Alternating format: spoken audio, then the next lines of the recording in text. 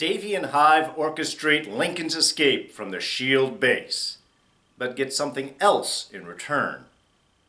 Mac moves to the top of the Who's Going to Die list, and we take a look at the Sokovia Accords and its effects on the MCU going into Phase 3. It's Agents of S.H.I.E.L.D., Season 3, Episode 20, Emancipation.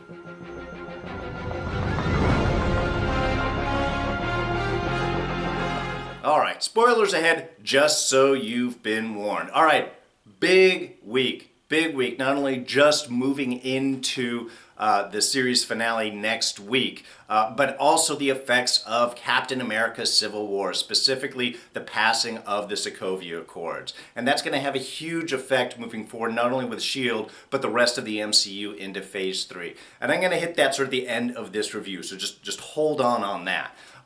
But let's start out with really kind of the big act of this episode, and that is Lincoln's escape from the S.H.I.E.L.D. base. And I think that they handled that beautifully. They really incorporated Lincoln's weaknesses into selling this illusion. And I think they did that well because, Lincoln is at S.H.I.E.L.D. because of Daisy. She really is his connection in with S.H.I.E.L.D. So with her not there, we can see, that may be a motivation for him to leave, to just connect with her outside of S.H.I.E.L.D. And more to the point, for the past few episodes, Lincoln has been a bit unstable.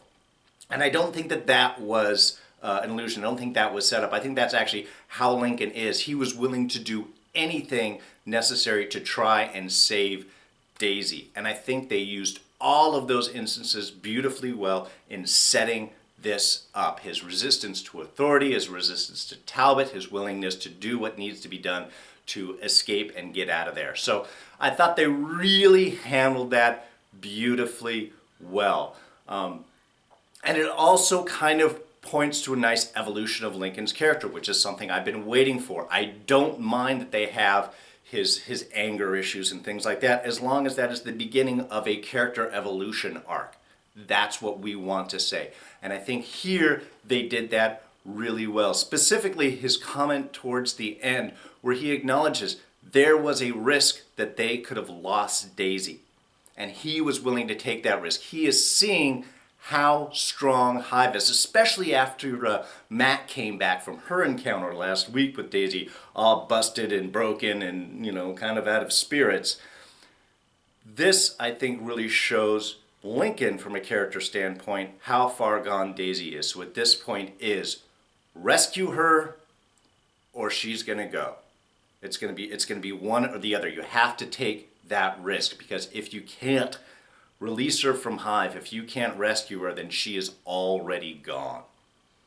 So just a beautiful sequence, and definitely left us all guessing all the way up until the end when Lincoln pops out, well, I'm not on the ship. It was just beautifully done. As an audience, we were sold, and that is what you want to do. That is just perfect writing right there.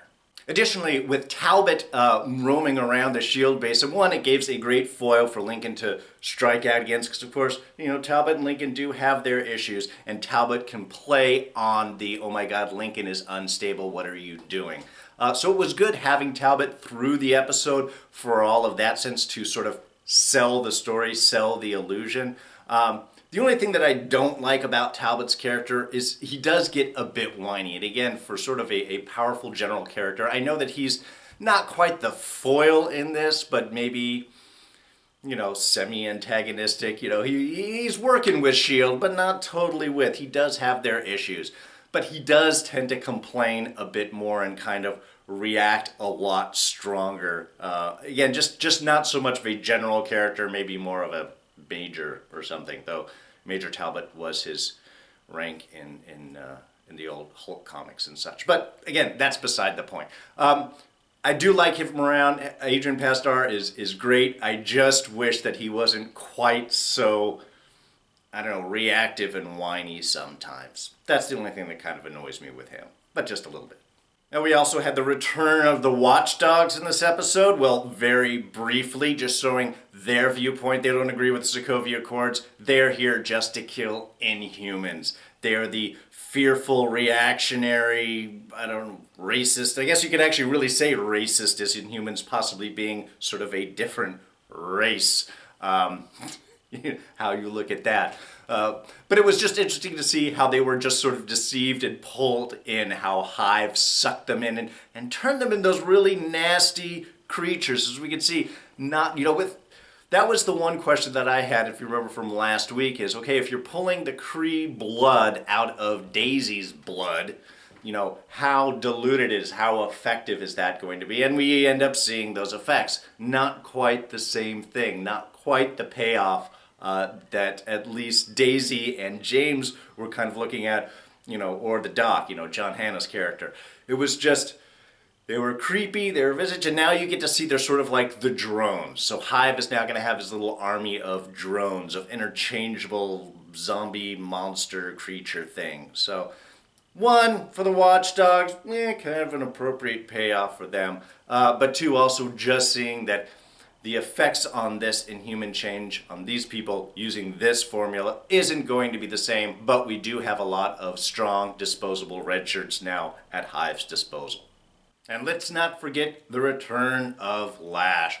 Beautifully handled sequence right there. I mean, I just love the fact as the Quinjet is landing and Hive is coming up to greet Lincoln, as he thinks it is, and the back hatch opens up and Lash steps out. It was just a beautifully done sequence and really great, bringing that character back for what we feel is his intended meaning.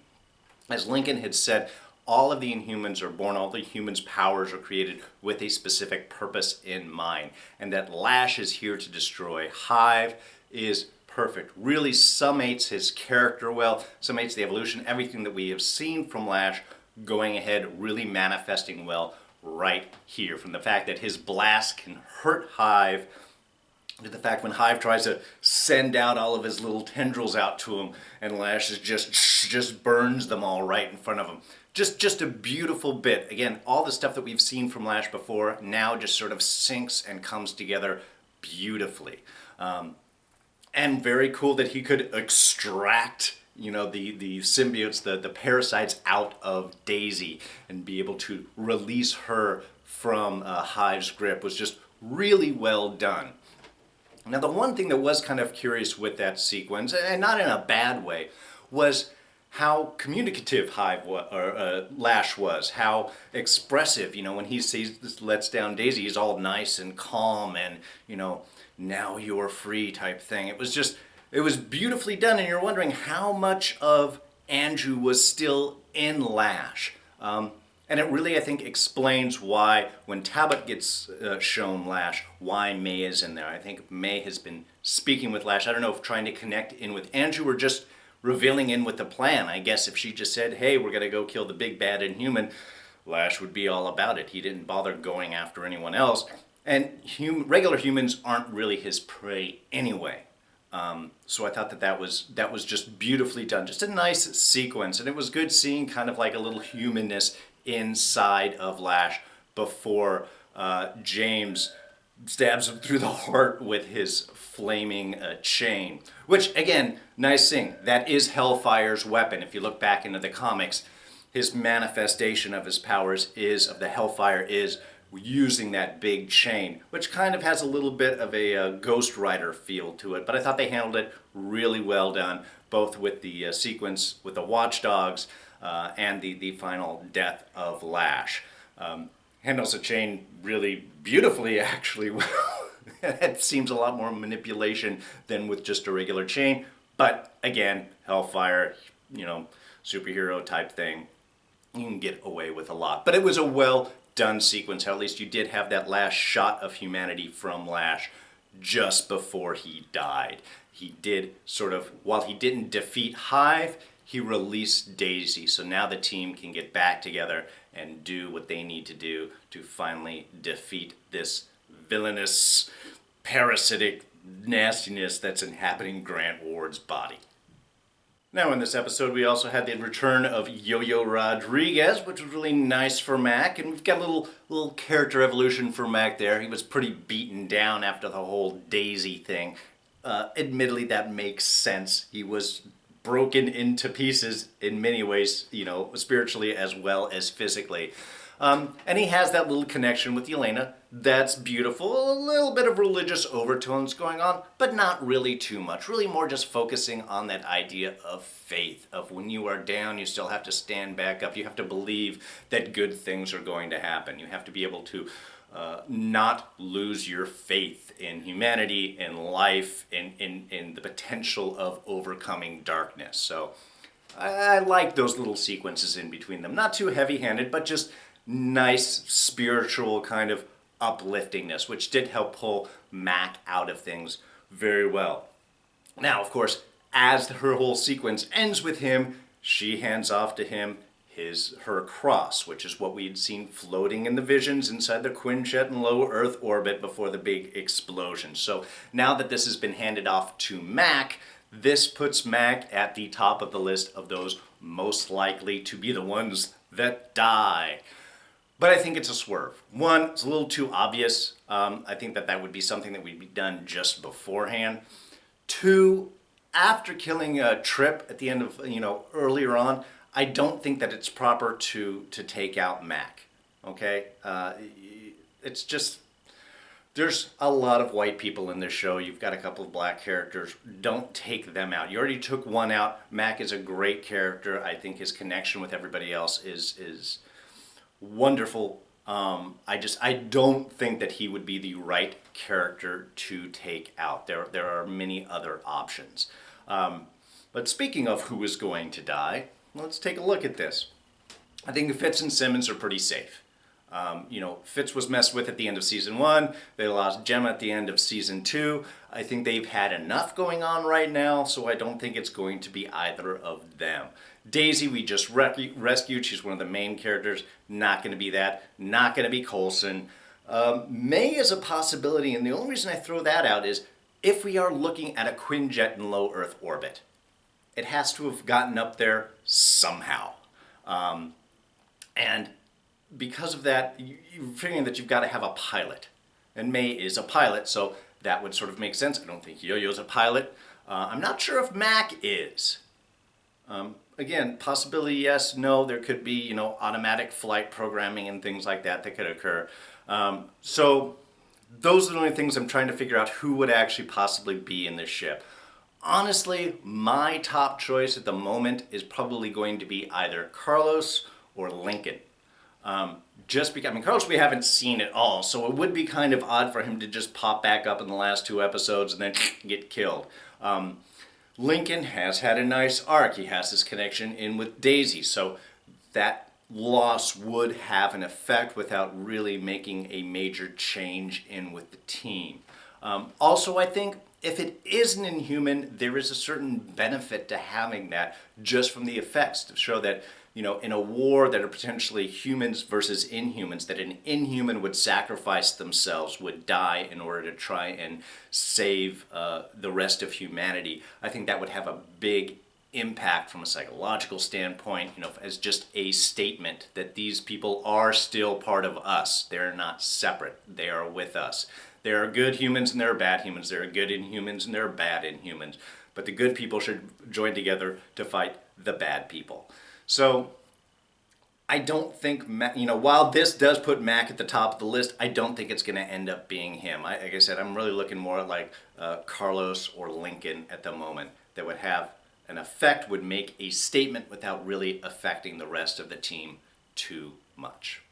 So by episode's end, we find out, Talbot confirms that yes, what was taken out of the ATCU base, as we had already seen, was a warhead. A fully purposable warhead, he says. So the fears that we're going to have some sort of Terrigen bomb set up. Now, are they going to be trying to use Daisy's blood to convert the humans at the same time? I'm not really sure. This is the one odd thing. When they just say that there is a warhead, okay, well, you still need a delivery system, first of all. You still need a rocket to get it up there. So the warhead by itself isn't useful. Also, what kind of warhead is it? Is it nuclear? You can't just take, a warhead is not just some universal piece that you can stick and do anything in and change it. It's a delivery vehicle, but it's usually a very specific delivery vehicle for, say, a nuclear warhead or something else. Now, if the ATCU was trying to develop something else, a chemical bomb or some type of thing like that, now that would make sense. But we don't know specifically what type of warhead is there, so that sort of makes the question. So what are the effects that they're going to go for? Is it going to be the Daisy-influenced Kree result effects that they did with the Watchdog? So you just get a giant change of all of the humans into nasty dog-like creatures, a bunch of red shirts? Or are they just going to use the Terrigen crystals for that and just try and do a larger scale conversion of humans that have the inhuman genes into full-fledged Inhumans? I'm not really sure what the end game is in with that. I'm thinking probably more of the latter than the former.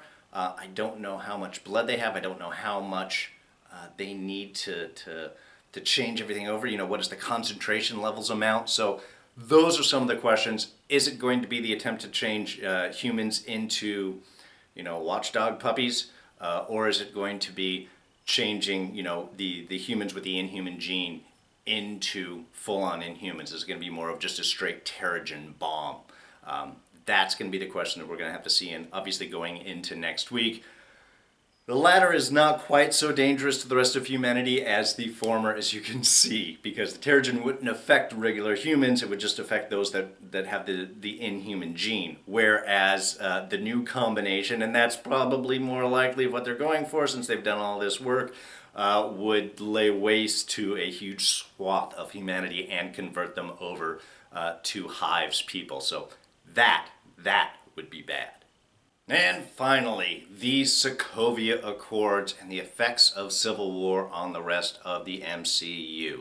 If you haven't seen Civil War, go see it.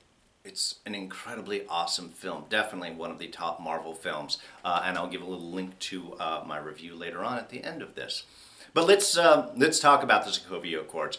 Now, the Sokovia Accords do not just apply to the Avengers, even by their very title. It is a framework for the registration and deployment of enhanced individuals.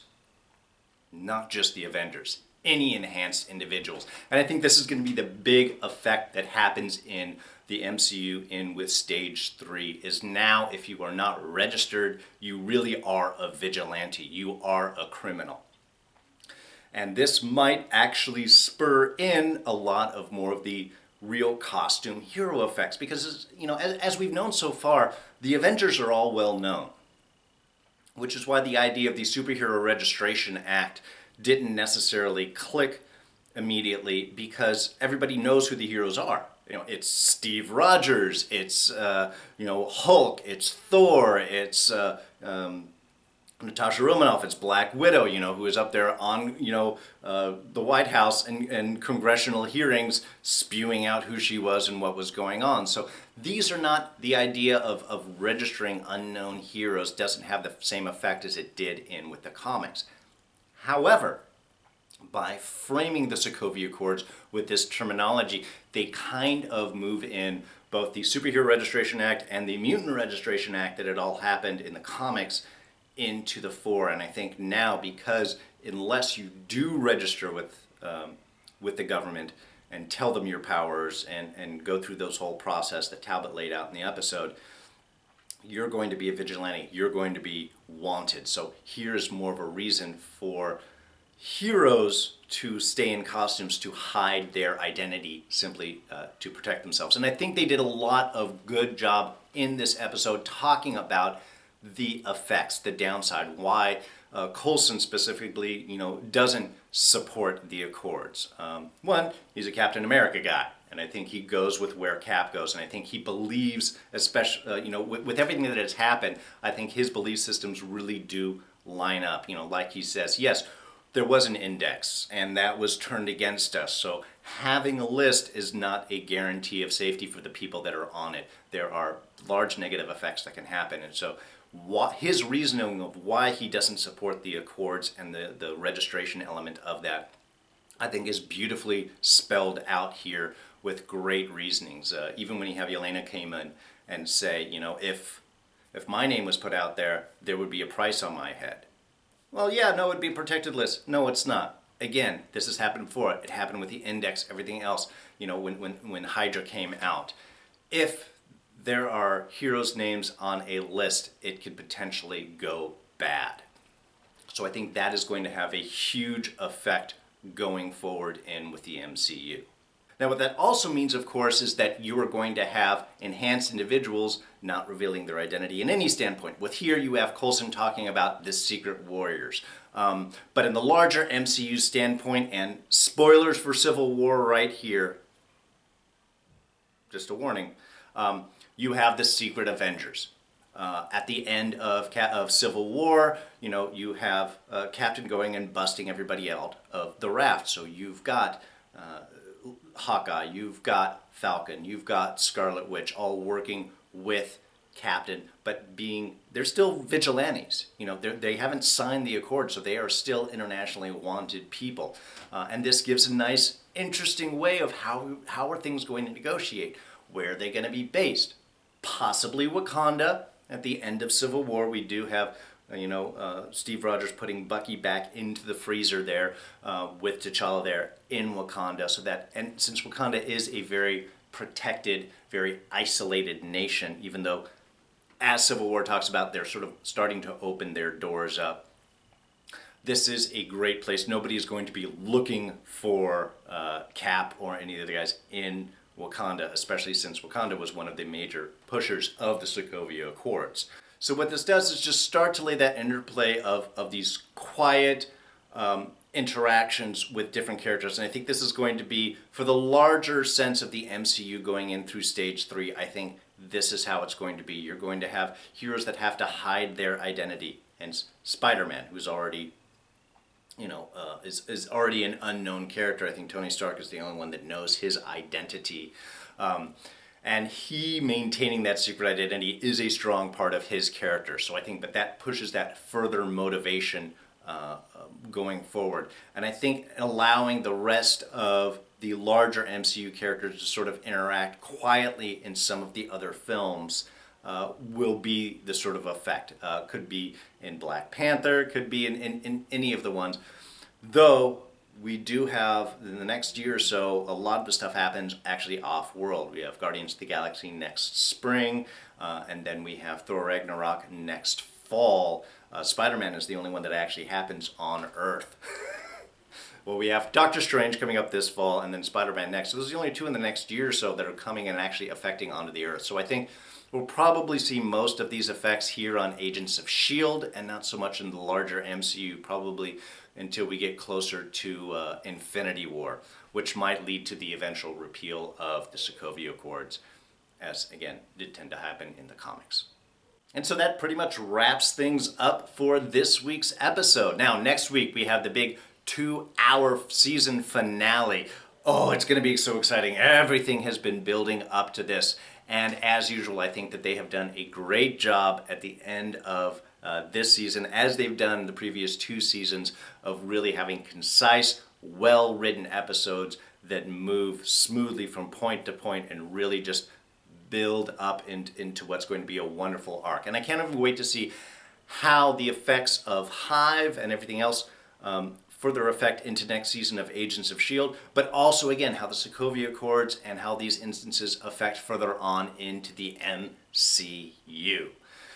It's going to be great. Come back here next week. Check it out. If you did enjoy this review, give me a thumbs up. Hit that like button. Subscribe right here. There's a big red button you can hit. I would really appreciate you coming back every week to see everything.